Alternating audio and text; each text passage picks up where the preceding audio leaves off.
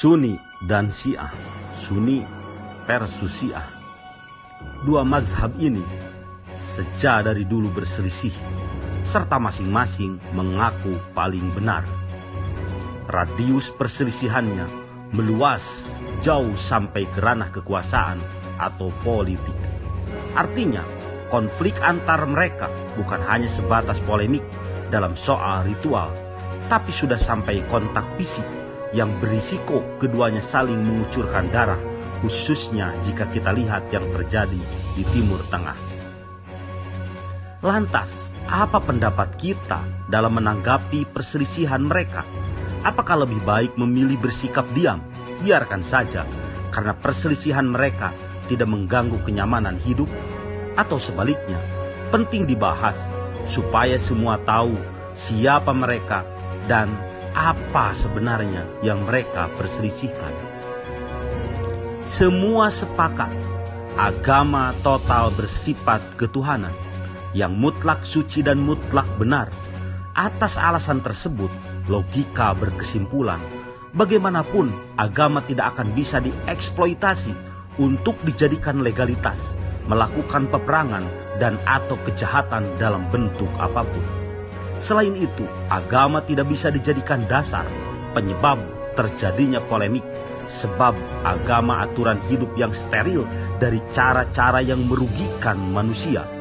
Menurut pandangan agama, dirinya sangat tidak mengenal istilah konflik sara.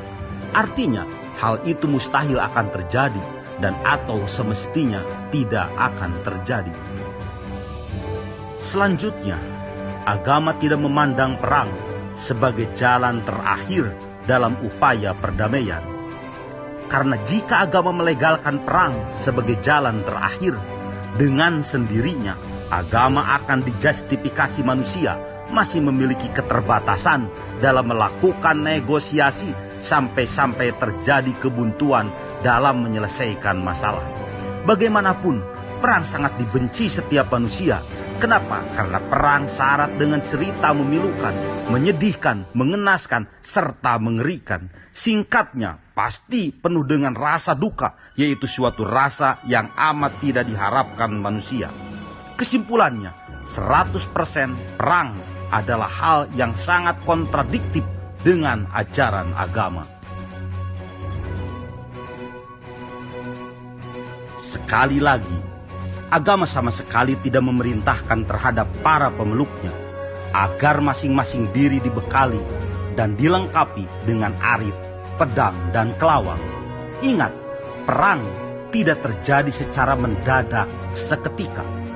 Meletusnya peperangan tentu melalui proses negosiasi yang panjang, namun berakhir mengalami kebuntuan.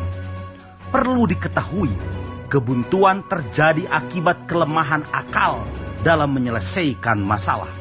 Artinya, kebuntuan tersebut bukan terjadi karena kelemahan agama, melainkan mutlak terjadi akibat kelemahan nalar para pemeluknya. Maka jika saja dalam proses negosiasi agama total terlibat, mustahil akan terjadi kebuntuan dan secara otomatis perang pun tidak akan meletus. Kenapa saya yakin akan hal itu? Karena agama cahaya yang bisa menerangi berbagai kegelapan. Jelasnya, sebenarnya meletusnya perang antara Sunni dan Syiah itu karena dalam negosiasinya tidak melibatkan logika-logika pemikiran yang berbasis pada agama. Agama hanya dijadikan kedok. Terlihatnya hal itu tidak perlu memahami dulu agama secara mendalam. Sebab kedok itu pasti dengan mudah terbuka hanya dengan jalan dilihat oleh naluri atau fitrah. Kenapa bisa demikian? Karena agama suatu aturan hidup yang selaras dengan apa yang menjadi aspirasi fitrah manusia. Menyinggung soal fitrah diri manusia, dengan kekuatan inilah mudah bagi manusia melihat dan merasakan kejanggalan-kejanggalan perilaku para pemeluk agama yang penuh kebusukan dan kebusukan. Berhati-hatilah dalam menghadapi fitrah manusia. Dia sengaja dicipta oleh sang penguasa hidup, dan sang pencipta hidup dikondisikan supaya berfungsi sebagai alat pendeteksi perilaku baik dan buruk. Kembali pada persoalan perselisihan Sunni dan Syiah. Apa yang mereka persengketakan? Sesungguhnya, sejak awal perselisihan itu intinya adalah berebut kekuasaan. Isinya tiada lain kecuali materi, selebihnya adalah berburu pengikut. Dan hal itu hanya terjadi di kalangan para elitnya. Sementara polemik yang terjadi di kalangan bawah sengaja diramaikan pada perdebatan karisma para sahabat Rasulullah, yaitu khususnya Abu Bakar As-Siddiq dan Ali bin Abi Thalib.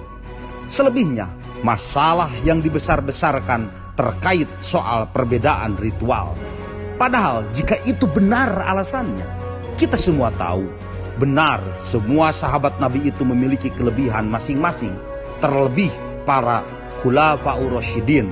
Namun kelebihan di antara para sahabat Nabi itu tidak mungkin jika harus menyamai kesempurnaan Rasulullah. Kenapa kita tidak merujuk pada Rasulullah langsung sebagai sosok yang jelas dijadikan panutan dan referensi tunggal oleh Abu Bakar As-Siddiq, Umar bin Khattab, Utsman bin Affan, dan atau Ali bin Abi Thalib? Terakhir, perlu kita ketahui bahwa paham kekuasaan yang dianut oleh Sunni sering mendapat dukungan negara kapitalis. Sementara paham kekuasaan yang dianut oleh Syiah cenderung didukung negara sosialis. Dan itu bisa kita kaji bersama lewat fakta yang ada hari ini.